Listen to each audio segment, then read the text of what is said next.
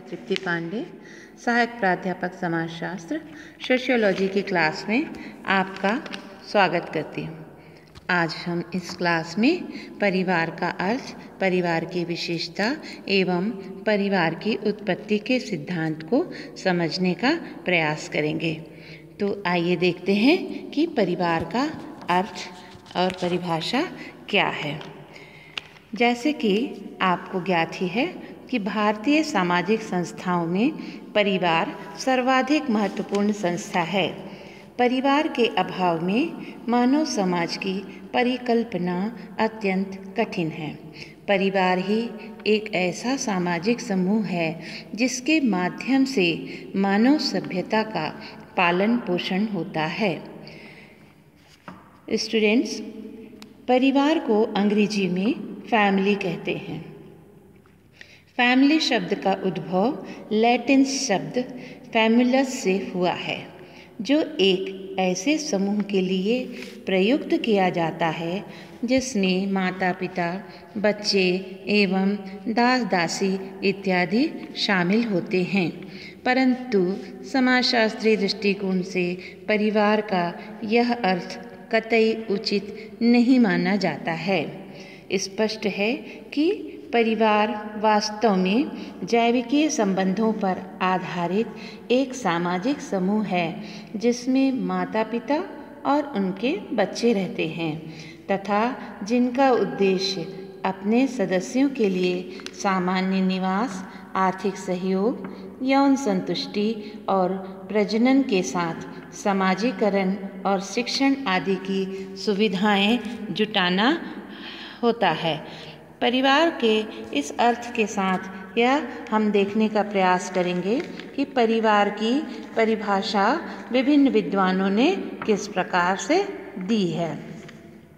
तो सर्वप्रथम हम डॉक्टर दुबे के अनुसार देखेंगे कि डॉक्टर दुबे ने कहा है कि परिवार में स्त्री पुरुष दोनों को सदस्यता प्राप्त रहती है।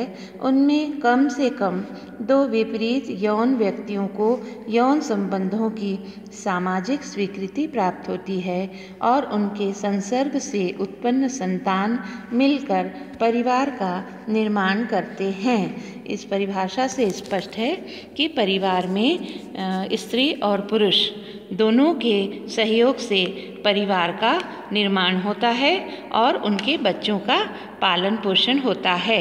आइए देखते हैं मैकाइवर एवं पेज ने परिवार की परिभाषा को किस प्रकार से परिभाषित किया है। तो मैकाइवर एंड पेज ने कहा है कि परिवार पर्याप्त निश्चित यौन संबंधों द्वारा परिभाषित एक ऐसा समूह है जो बच्चों के जनन एवं लालन पालन की व्यवस्था करता है। इस परिभाषा से यह स्पष्ट है कि परिवार यौन संबंधों के साथ बच्चों को जन्म देना और उनके पालन पोषण की व्यवस्था करने वाली एक अत्यंत महत्वपूर्ण संस्था है।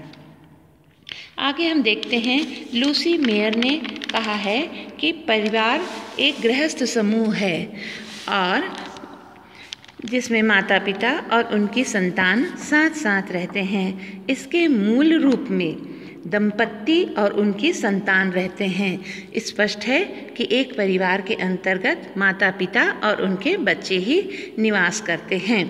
तो परिवार की इस परिभाषा से स्पष्ट हो गया कि परिवार में माता पिता और उनके बच्चे साथ में रहते हैं। आइए देखते हैं कि इन परिभाषाओं के आधार पर परिवार की कुछ विशेषताएं हमारे सामने परिलक्षित होती हैं। जैसे कि पहली विशेषता है कि परिवार एक सार्वभौमिक संस्था है। परिवार सार्वभौमिक संस्था इसलिए है कि संसार में प्रत्येक व्यक्ति प्रत्येक काल में किसी न किसी परिवार का सदस्य सदैव रहा है और आगे भी रहेगा। अगली एक विशेषता है कि परिवार का एक भावनात्मक आधार होता है। हम देखते हैं कि परिवार की संरचना एवं संगठन भावनात्मक आधार पर ही टिका हुआ है।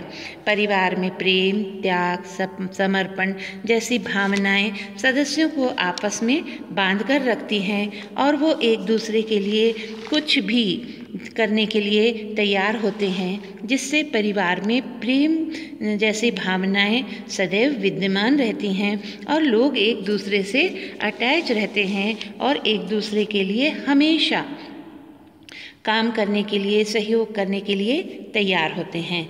इसी क्रम में परिवार में एक बहुत महत्वपूर्ण विशेषता है, जिसका प्रभाव हम देखते हैं कि रचनात्मक प्रभाव बहुत दिखाई देता है। परिवार में सभी व्यक्तियों के लिए एक विशिष्ट सामाजिक पर्यावरण होता है, जहाँ रहकर ही व्यक्ति का सामाजिकरण होता है और वह एक सामाजिक प्राणी बनता है। आपको ज्ञात है कि जब मनुष्य का जन्म होता है तो वह सिर्फ एक जैविकीय प्राणी होता है। उसे जैविकीय प्राणी से सामाजिक प्राणी में कन्वर्ट करने का काम या परिवर्तित करने का काम परिवार का ही है और इस महत्व को हम कभी नकार नहीं सकते हैं। इसी प्रकार परिवार का आकार भी सीमित होता है, क्योंकि यह व्यवस्था रक्त संबंधों पर आधारित है, जहाँ ज़्यादातर रक्त संबंधों पर आधारित है। और हाँ, यह भी है कि यह विवाह संबंधों पर भी निर्मित होती है और एक परिवार में कम से कम 2 सदस्यों से लेकर के लगभग 50-60 सदस्य ही निवास करते हैं और वे आपस में बहुत क्लोज होते हैं। उनके संबंध एक संपूर्ण होते हैं, अनौपचारिक होते हैं और वे कभी भी सिर्फ स्वार्थ के लिए बनते या बिगड़ते नहीं हैं। इसके अलावा हम यह भी देखते हैं कि परिवार में स्थायित्व का गुण पाया जाता है। पारिवारिक निरंतरता सदैव बनी रहती है। नए सदस्यों का आगमन होता रहता है और पुराने सदस्यों का जिस दुनिया से जाना होते रहता है और इस प्रकार से पारिवारिक संतुलन बना रहता है और परिवार सदैव बने रहते हैं। भले ही उनके सदस्यों की संख्या कम अधिक होते रहती है या सदस्य बदलते रहते हैं, परंतु परिवार हमेशा रहे हैं। अगली एक बहुत महत्वपूर्ण विशेषता सामाजिक नियंत्रण है। प्रत्येक परिवार में सदस्यों के व्यवहार को सामाजिक परंपराओं, प्रथाओं, धर्म एवं रूढ़ियों के द्वारा नियंत्रित किया जाता है। सांस्कृतिक विविधता होते हुए भी परिवार सामाजिक नियंत्रण का सर्वाधिक प्रमुख केंद्र रहा है। अगली एक बहुत महत्वपूर्ण विशेषता है सदस्यों के असीमित उत्तरदायित्व की। परिवार में प्रत्येक सदस्य को कुछ न कुछ उत्तरदायित्व का वहन करना पड़ता है, जिससे परिवार में निरंतरता एवं सुदृढ़ता बनी रहती है और परिवार सुचारू रूप से संचालित होते रहते हैं। इस प्रकार परिवार अपनी इन्हीं विशेषताओं के कारण मानव सभ्यता के पालनकर्ता कहलाते हैं। परिवार के अर्थ, परिभाषा एवं विशेषता के आधार पर हम यह जानने का समझ चुके हैं कि परिवार का अर्थ क्या है। तो आइए देखते हैं कि परिवार की उत्पत्ति के सिद्धांत क्या हैं। तो जैसे कि आपको मालूम है कि आदिकाल से मनुष्य परिवार में किसी न किसी रूप में रहता रहा है और इसीलिए परिवार का एक क्रमिक उद्विकास हुआ है, हम ऐसा कह सकते हैं। लेकिन इस संबंध में कुछ सिद्धांतों के समर्थकों ने कुछ सिद्धांतों को जन्म दिया है। तो आइए देखते हैं कि वे कौन से सिद्धांत हैं। तो सबसे पहला सिद्धांत है शास्त्रीय सिद्धांत, जिसे हम क्लासिकल थ्योरी भी कहते हैं। इस सिद्धांत के प्रमुख समर्थक प्लेटो तथा अरस्तु हैं एवं हेनरी मैन भी इसके काफ़ी घोर समर्थक हैं। यद्यपि प्लेटो ने ये कहा है कि परिवार की उत्पत्ति क्यों हुई है, तो उन्होंने इसको पुरुषों की ईर्ष्या और आधिपत्य की भावना का परिणाम बताया है और कहा है कि प्रारंभ में परिवार पितृसत्तात्मक ही थे, बाद में ये धीरे धीरे मातृसत्तात्मक परिवारों में परिवर्तित हुए, जो आजकल सिर्फ कुछ जनजातीय समाजों तक ही सीमित रह गए हैं। परिवार का दूसरा सिद्धांत है यौन साम्यवाद का सिद्धांत, जिसे हम थ्योरी ऑफ सेक्स कम्युनिज्म कहते हैं। लुइस मॉर्गन तथा फ्रेजर इस सिद्धांत के प्रतिपादक हैं। इस सिद्धांत के अनुसार परिवार की उत्पत्ति सामाजिक विकास के कुछ स्तरों में प्रारंभिक अवस्था के पश्चात हुई है। प्रारंभ में मानव समाज में किसी प्रकार की वैवाहिक संस्था का अस्तित्व नहीं था। यौन संबंधों पर किसी भी प्रकार का किसी भी व्यक्ति पर कोई प्रतिबंध नहीं था। आदिम समाजों की अनेक प्रथाओं से इस तथ्य की पुष्टि होती है और हम देखते हैं कि उस समय यौन साम्यवाद का ही प्रचलन था। तीसरा जो सिद्धांत है वह है एक विवाह का सिद्धांत। इस सिद्धांत के प्रमुख प्रतिपादक वेस्टरमार्क हैं। आपने अपनी विश्वविख्यात कृति the history of human marriage में कहा है कि यौन साम्यवाद का सिद्धांत पूर्णतया काल्पनिक है और मानव समाज तथा संस्कृति के समस्त स्तरों में एक विवाही परिवार ही सदैव विद्यमान रहा है।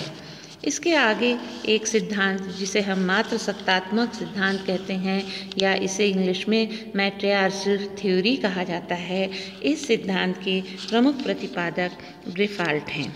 आपने एक विवाही सिद्धांत की तीव्र आलोचना की और कहा कि द मदर उनकी एक प्रमुख कृति है, उसमें परिवार की उत्पत्ति के मात्र सत्तात्मक सिद्धांत को उन्होंने प्रस्तुत करते हुए कहा है कि परिवार नामक संस्था के लिए काफ़ी हद तक स्त्रियां ही जिम्मेदार हैं और उन्होंने स्पष्ट किया कि स्त्रियां अपनी एवं अपने बच्चों की सुरक्षा के लिए पुरुषों को वैवाहिक संबंधों में बांधती हैं और पुरुष अपनी यौन इच्छाओं की पूर्ति के लिए वैवाहिक संबंधों को अपना समर्थन प्रदान करते हैं। इसीलिए मात्र सत्तात्मक परिवारों का प्रचलन अस्तित्व में आया। चूँकि यौन साम्यवाद का प्रचलन भी था, इसीलिए बच्चे का नाम और वंश माता के नाम से जाना जाता था। आगे हम देखते हैं कि परिवार का उद्विकासीय सिद्धांत काफ़ी पॉपुलर कहा जाता है। इस सिद्धांत के प्रमुख समर्थक बैकोफन हैं। मैकलेनन, लुबोक तथा टॉयलर इसके प्रबल समर्थक हैं। मॉर्गन ने परिवार के उद्विकास के क्रम को इस प्रकार प्रस्तुत किया है। पहला है, उन्होंने ये कहा है कि प्रथम स्तर में माता पिता तथा बच्चों के संबंध ही स्थायी एवं घनिष्ठ थे। दूसरा जो स्तर आया उसमें परिवार का स्वरूप थोड़ा सा और स्पष्ट हुआ और श्रम की महत्ता बढ़ने के साथ साथ पुरुषों का आधिपत्य बढ़ा और बहुपत्नी विवाह का प्रचलन बढ़ा, जिससे बहुपत्नी विवाही परिवारों का जन्म हुआ। अगले स्तर के रूप में सभ्यता के विकास के साथ साथ जो परिवर्तन आए, थोड़ी बौद्धिक चेतना का विकास हुआ। इस कारण से समाज में लोगों में स्वतंत्रता, समानता और सामाजिक न्याय की भावना बलवती होने लगी।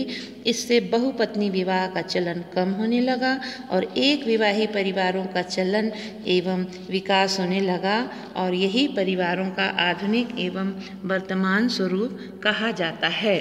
बैकोफन ने इन्हीं स्तरों के आधार पर परिवार के उद्विकास की कुछ अवस्थाएं प्रस्तुत की हैं, जिनमें से पहला है रक्त संबंधी परिवार या जिसे हम समरक्त परिवार कहते हैं, जिनके सदस्य आपस में रक्त संबंधी होते हैं।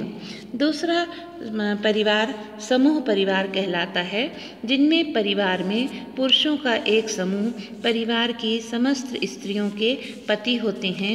यद्यपि स्त्री का विवाह किसी एक पुरुष के साथ ही होता है, परंतु वह पत्नी सभी पुरुषों की कहलाती हैं। उद्विकास के तृतीय स्तर में सिंडेस्मियन परिवार चलन में आए। इसके अंतर्गत एक व्यक्ति का विवाह एक स्त्री से ही होता था, परंतु वह परिवार में सभी विवाहित स्त्रियों के साथ यौन संबंध रख सकता था।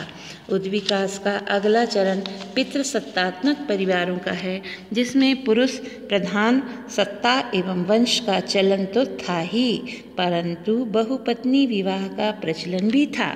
इसके पश्चात एक विवाही परिवारों का अंतिम स्तर हमारे सामने आया, जिसमें एक स्त्री और एक पुरुष ही विवाह कर सकते थे और एक दूसरे के साथ ही यौन संबंध स्थापित कर सकते थे।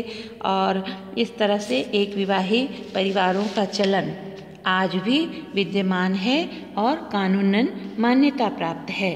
और कानून के अलावा समाज में भी इसी विवाह को सबसे अच्छा समझा जाता है और सबसे पॉपुलर प्रचलन में है और पॉपुलर है। इस विवेचना से स्पष्ट होता है कि परिवार मानव विकास के प्रत्येक स्तर में अस्तित्व में रहा है, भले ही इसके स्वरूप में परिवर्तन होते रहे हैं और आगे भी होते रहेंगे। स्पष्ट है कि परिवार हमारे जीवन की सर्वाधिक महत्वपूर्ण संस्था है। आशा है आपको परिवार का अर्थ और विशेषता, परिभाषा और सिद्धांत समझ में आ गया होगा। और यदि आपको ये अच्छा लगा है तो आप इसे लाइक और शेयर ज़रूर करें, ताकि अन्य विद्यार्थियों को भी इस परिभाषा, विशेषता और सिद्धांत का ज्ञान लाभ प्राप्त हो सके और बच्चों को ये अच्छे से समझ में आए। तो थैंक यू। अच्छे से रहें, घर में रहें, सुरक्षित रहें और बार बार इस वीडियो को देखें ताकि आपको ये अच्छे से समझ में आए। धन्यवाद।